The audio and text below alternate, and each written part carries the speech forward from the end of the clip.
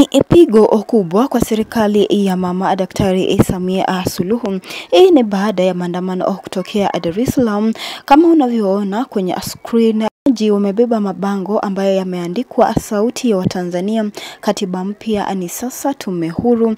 Ingine imeweza kuandikwa katiba mpya, tume huru ni sasa, haki ya Watanzania.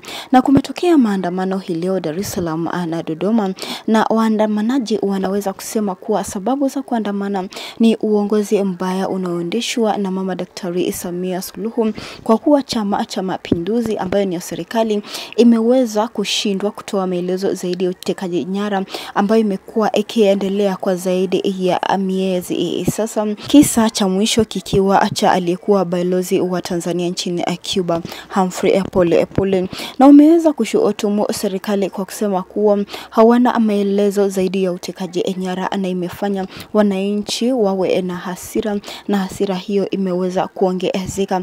Pia wamekuwa wakisema kuwa ukiukaji wa haki za kibinadamu ambako kukamatwa na kutekwa nyara kwa viongozi wa upinzani na pia wanaharakati imeweza kuwapa nguvu zaidi ya kuandamana, na pia kubugudhiwa kwa wapinzani na wananchi kwa jumla wanaokosea serikali imeweza kuchochea maandamano hayo.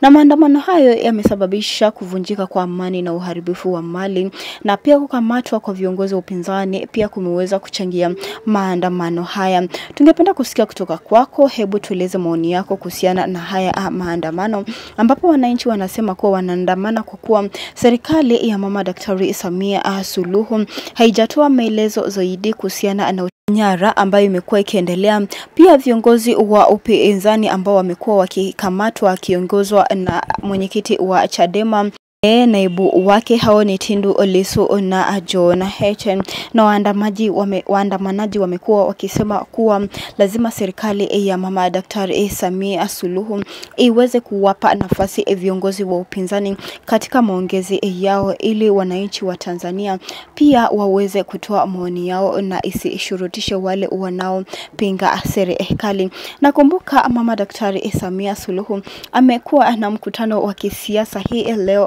Dar es Salaam, na Samia ameweza kusema yatakuwepo ni ya kwenda kituoni kupiga kura Dar es Salaam. Kumbuka haya maandamano ambayo yanafanyika, wanasema tu kuwa ni matayarisho ya maandamano yatakayofanyika tarehe 29 mwezi huu, ambayo ndio tarehe kuu ya uchaguzi mkuu nchini Tanzania. Na Mama Daktari Samia Suluhu amesema maandamano yatakayokuwa tarehe 29 ni ya kwenda kituoni kupiga kura Dar es Salaam.